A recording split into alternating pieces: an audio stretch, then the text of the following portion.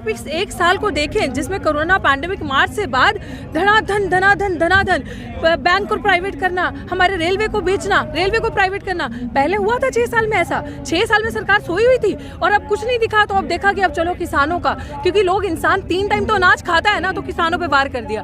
तो ये सरकार को खुद पता है कि वो गलत कर रही है, लेकिन सिर्फ यही है कि आपदा में अफसर कैसे लिया जाता वो इस सरकार से बेहतर कोई नहीं जानता। कि जब पता है, मुझे बहुत अच्छी बात है, ये आप सबको भी समझने की जरूरत है कि इस सरकार को हमारे संविधान पर बिल्कुल विश्वास नहीं है। अगर संविधान पर विश्वास हो और वो संविधान के तहत कॉन्स्टिट्यूशनल तरीके से काम करना चाहे ना, तो वो तर्क वितर्क में ऑपोजिशन जो है उसकी बात भी सुनेगी। जब आप ऑपोजिशन को नहीं सुनेंगे, क्योंकि सबको पता था कि सरकार इतनी ज्यादा चालू सरकार है, इतनी ज्यादा फैसिस्ट गवर्नमेंट है कि उसको पता था कि इस समय ऐसा महामारी है, ये ग्लोबल पैंडेमिक है, इस समय कोई घर से बाहर नहीं आ सकता।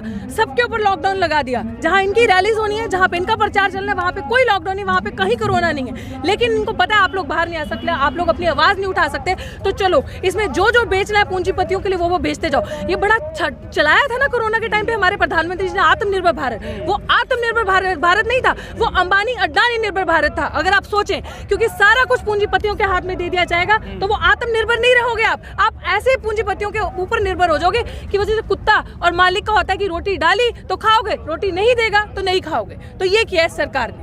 कह रहे हैं कानून किसानों के फायदे के लिए है, वो दरअसल समझ नहीं रहे हैं इस बात को। विपक्ष जो है भ्रमित कर रहा है उन्हें। मैं कह रही हूँ इतना फायदा है उसमें, हमारा किसानों का इतना ज्यादा फायदा है कि आप कॉन्ट्रैक्ट सिस्टम बांध दोगे।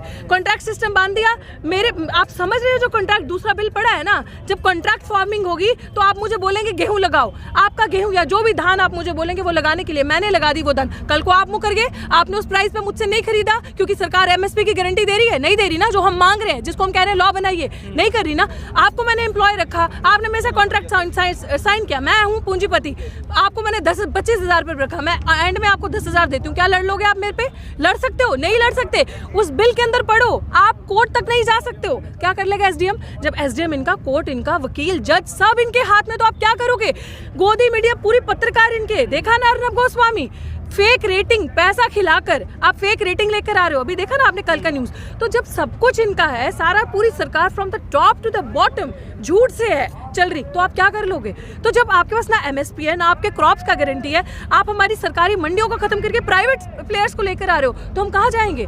जब सब कुछ, और ये प्लान स्ट्रैटेजी अभी की नहीं है, ये प्लान बहुत पहले बन चुका है। हम लोग जागरूक लेट हुए, लेकिन हो गए वक्त पे।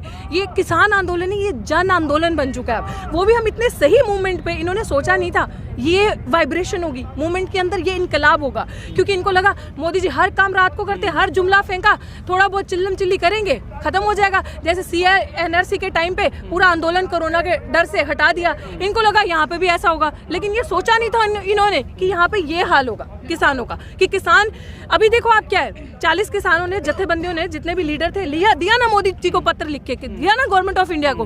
तो कैसे कोई देश का प्रधानमंत्री कह सकता है कि आधे किसान खुश हैं? यही बावली वो पड़े जो पंजाब के, महाराष्ट्र के, जो यहाँ पे आके बैठे। देखा किसी प्रधानमंत्री को इतना झूठ बोलते? कोई नहीं बोलता है। हमारा प्रधानमंत्री एक ऐसा है, हर एक झूठ के बाद एक झूठ। वो तो किसानों से बात कर रहे हैं, किसानों से बात कर रहे हैं, कह रहे हैं कि किसान सहमत हैं और खुश हैं इस कानून से। कौन कह रहा है? मोदी जी कह रहे हैं अपनी मन की बात। वो उससे पहले जो संवाद किया था किसानों के साथ, उसमें किसान कह रहे हैं कि वो मन की बात नहीं, वो मन की बकवास है। अब बहुत हुई मन की बात, अब होगी जन की बात और अन की बात। इनकी बकवास नहीं चलेगी। अब हम वो जो सुन के, आपने देखा ना ट्विटर ट्रेंड भी चला अच्छे से, शर्म आनी चाहिए ऐसे प्रधानमंत्री को कि उनका जो चीज़ है ट्रेंड नीचे जा रहे। अब ये किसानों की बात करते हैं, मैं यहीं पे ये बोलना चाहूँगी, इनसे बर्दाश्त नहीं होता कि हम किसान के बच्चे जो यहाँ पे खड़े हैं कैसे अच्छा बोल रहे हैं, पहन रहे हैं, मतलब जली फूकी पड़ी है। आप मुझे बताएं कि ये जो है एक ट्विटर ट्रेंड तक तो आपसे चलता नहीं। आपकी IT सेल पे एक किसान का बालक बच्चा भारी है पूरा, एक किसान का बच्चा ट्विटर ट्रेंड कर रहा है वर्ल्ड वाइड, आपसे वो तक हो नहीं रहा। और सबसे बड़ा मैं आपको चीज बता दूं, एक सेकंड में आपके सवाल पे भी आ, सबसे बड़ी चीज मैं बता दूं कि सबसे निकम्मा रोल अगर किसी ने प्ले किया ना इतने सालों से, 6 सालों से, वो किया है विपक्ष ने। सच में विपक्ष क्या होता है? आज विपक्ष कौन है? हम जैसे छात्र, हम जैसे स्कॉलर, हम जैसे स्टूडेंट्स, हम जैसे टीचर्स। आज विपक्ष का रोल हम प्ले कर रहे हैं। विपक्ष क्या था? अगर विपक्ष का रोल 6 साल पहले, 70 साल राज करने वाली पार्टी आज अपने अस्तित्व को खोज रही है, 70 साल। आज क्या काम है विपक्ष का कि आकर हमारे साथ बैठे, हमें सपोर्ट करे। सीए एनआरसी का मूवमेंट हुआ तब विपक्ष कहाँ गया? कहीं नहीं था विपक्ष। उसके बाद छात्रों का मूवमेंट हुआ, विपक्ष कहाँ था? कहीं। जेएनयू के टाइम पे कहीं विपक्ष नजर नहीं आया। उसके बाद सितंबर में प्रधानमंत्री के जन्मदिन के दिन हमने राष्ट्रीय बेरोजगारी दिवस मनाया। कितना बड़ा मूवमेंट था, वर्ल्ड वाइड ट्रेंड कर रहा था प्रधानमंत्री के जन्मदिन के दिन। तो आप सोचो कहाँ था विपक्ष? तब भी विपक्ष नहीं था। तो सबसे निकम्मा जो है वो हमारा विपक्ष है। आप सोचो 70 साल राज करती पार्टी जो अपना अस्तित्व खोज रही है, उसको आज हमारे साथ खड़ा होना चाहिए। अन्ना आंदोलन कैसे चला? अन्ना आंदोलन जब चला था, लोगों के अंदर एक वो जागरूकता आई थी, लोगों के अंदर एक ऐसा यलगार आया था, उनको लगा था कि अब कुछ बदलाव होगा। लेकिन जो पार्टी अन्ना को लेके, पता चला अन्ना कहाँ गया, कहाँ से अन्ना आए और कहाँ गए, और कौन पार्टी राज कर रही है। तो ये होता है विपक्ष का। विपक्ष ऐसा होता है। बीजेपी ने तो वाकई में विपक्ष का रोल तय किया, लेकिन हमारा विपक्ष क्या कर रहा है? आज हमारा सवाल है, उसको आज हमारे साथ आगे खड़ा होना चाहिए। क्यों छात्रों का आंदोलन फेल हो जाता है? क्यों छात्रों का आंदोलन ज्यादा देर तक टिकता नहीं है? छात्र हो गए, किसान हो गए, या सीए एनआरसी का, क्योंकि हम लोग कमजोर फील करते हैं। हम लोग एक एंड पे, हम लोग आवाज ही उठा सकते हैं ना, हम लोग तो लड़ ही सकते हैं। लेकिन जो पार्टी में बैठे वो क्या कर रहे हैं? सब कुछ मुफ्तखोरी में चाहिए इन मंत्रियों को। आज किसान सड़कों पे है, काटो ना इनका टीएडीए। ये जो मंत्री संसद में जाकर बैठे हैं, एक दिन कहीं जाने का टीएडीए नहीं मिले ना तो अक्कल ठिकाने आ जाए इन लोगों की। तब देखो किसान, सब कुछ फ्री में, सब कुछ मुफ्तखोरी का खाना है, तो अब किसान भी ना फैसला करके बैठे, शर्म उगाएंगे और मुफ्त में बेचेंगे फ्री एमएसपी पे। एक नैरेटिव बनाया जा रहा है कि ये लोग जो विरोध कर रहे हैं, तो अभी जो है इस किसान आंदोलन को फेल करने के लिए केंद्र सरकार की तरफ से बहुत बड़ी एक साजिश रची गई है। और साजिश ये है, स्टेट गवर्नमेंट को भी आदेश दिए गए, वहाँ के जिलाधिकारी को, वहाँ के पटवारी को, एसडीएम को, कि किसान आंदोलन में जो भी नेता भाग लेते हैं उनको चिन्हित किया जाए।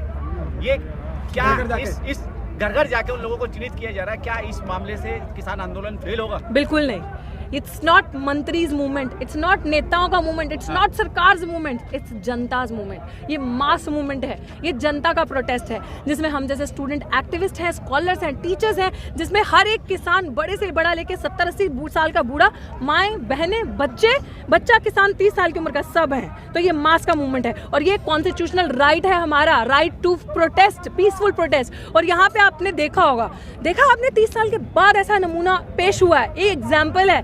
ये हिस्ट्री कायम करेगा। वही हमने बार बार कहा है कि हमारे दाद बाबा ने 47 देखी थी और हमारे माँ बाप ने 84 देखी, और 2020 हमने देखनी नहीं है, दिखानी है। और ये ऐतिहासिक मूवमेंट है और ये बहुत पीसफुल मूवमेंट है। और ये इस तरह का एक सबके सामने एक ऐसा चलता आ रहा है नज़ारा, चाहे वो टीकरी का हो, चाहे वो सिंगू बॉर्डर का हो।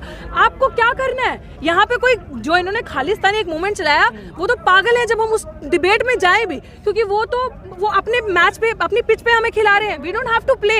हम लोगों को जो यहाँ पे उतर के आके देखेगा, वो देखेगा कि इतनी अस्मिता, इतने लोग, मल्टी कल्चरल पीपल, भिन्न भिन्न अंग से लोग आए हैं जगहों से। तो ये एक ऐसा मूवमेंट है जो अपने आप में ही आधी जीत हम कर चुके हैं। एक नैरेटिव बनाने की कोशिश की जा रही है कि ये लोग सिर्फ सरकार विरोधी नहीं है, राष्ट्र विरोधी लोग हैं। देखिए, हिंदू, मुस्लिम, पाकिस्तानी, नक्सली, माओवादी, और क्या दिया इसने सरकार ने 6 साल में? है स्पेशलिटी। भूखा कहेगा रोटी, कहेगा आतंकवादी, छात्र कहेगा नौकरी, कहेगा नक्सली। जब सवाल पूछोगे तो तुम नक्सली, तुम आतंकवादी, तुम माओवादी कहलाए जाओगे। जब इस सरकार से अपने हक की बात करोगे तब तुम इन सारी चीजों के साथ नवाजे जाओगे। लेकिन तुम झूठ बोलोगे तो बीजेपी की वॉशिंग मशीन में जाओगे धुल के बाहर। तुम्हारा पुराना काला चिट्ठा क्या है? सब धुल के बाहर। तो दिस इज व्हाट दिस सरकार इज नोन फॉर। ठीक है।